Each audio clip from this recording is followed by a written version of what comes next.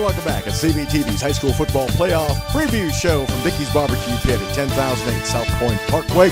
Mike Neville along with George Kearns and David Robinson, and we're up to the 3A East, and we're talking about the second-seeded James Monroe Yellow Jackets. The Yellow Jackets, easy winners last week as they beat George Wythe 54-0. And David, you had mentioned this. We're so used to seeing James Monroe throw the football all over the field. Well, listen to this. They rushed for 313 yards last week, led by junior A.J. Johnson, rushing for 207 yards and 4 touchdowns, all in the first half. This is a very different James Monroe team that we're seeing this season. Do you see how many yards they threw for? I don't have that. So. 30. Is that what it was? Yeah. Now, usually those are reversed. They didn't need – that's what I'm saying. Yeah. They didn't need to.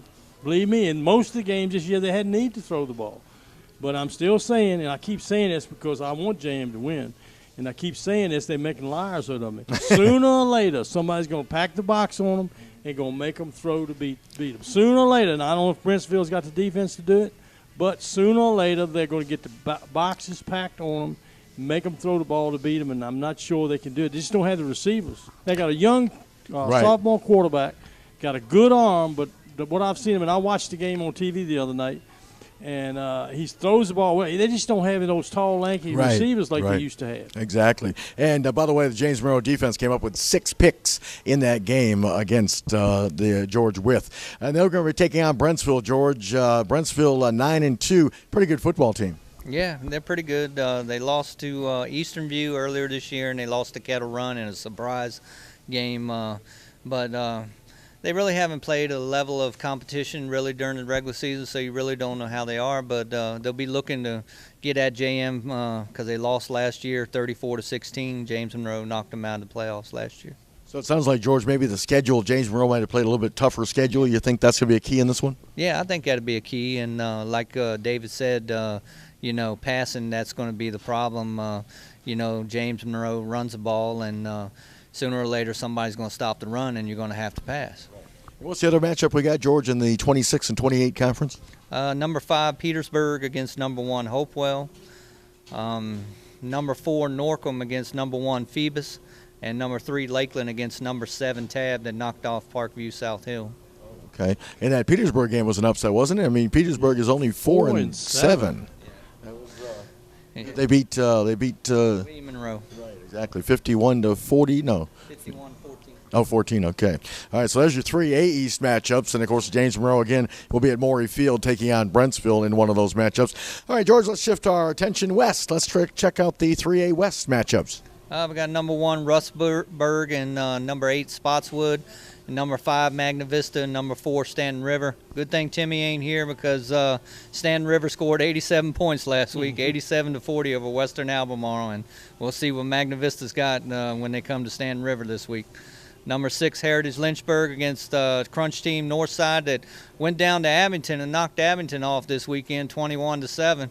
And number 10, Blacksburg against number 2, Brookville, and Blacksburg is rolling, and they got the team that could knock off Brookville.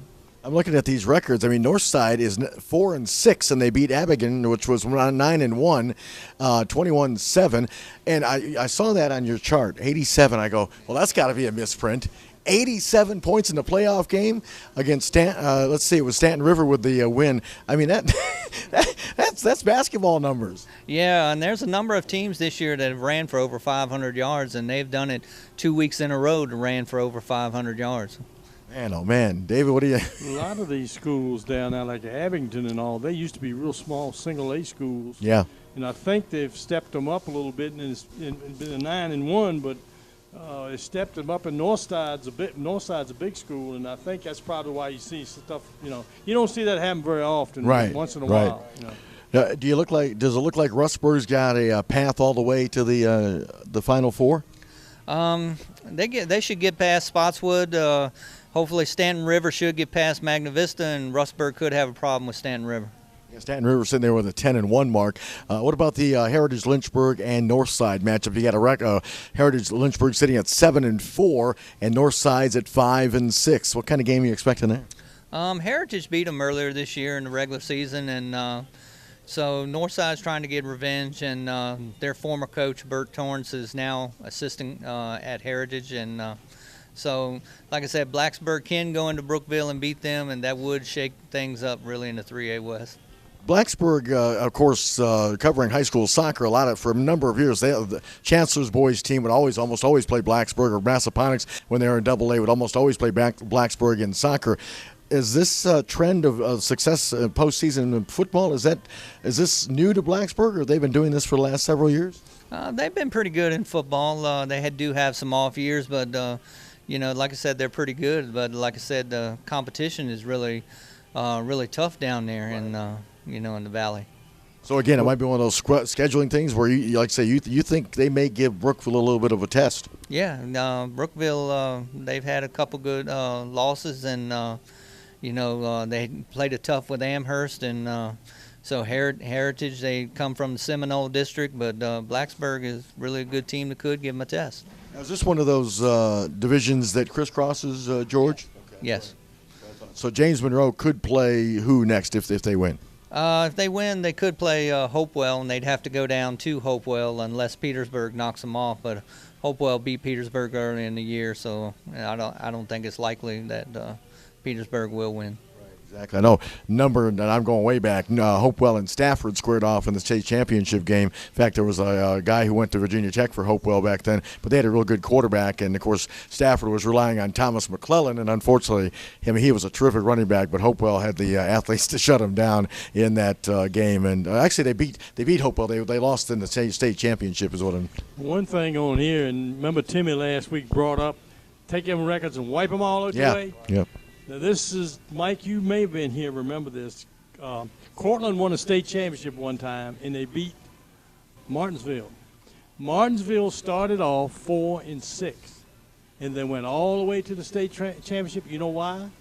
Because Martinsville was down there playing these AAA schools, and that's why they were 4-6 when they got started. Yep. And they ended up, like I say, they gave Cortland beat them, but it was a close ball game. Well, as we've talked throughout this show, a lot of these teams playing a lot of tougher conferences and districts and so forth. And a lot of times at this time, postseason play, that's where you see it pay off. They may have a losing record or a 500 record, but because playing in such a tough division, they are ending up beating these teams that maybe don't have the toughest competition. All right, we're going to take a break. When we come back, we're going to wrap up this edition of our CBTV High School Football Playoff Show. We are at Dickey's Barbecue Pit, 10,008 South Point Parkway. Stay with us.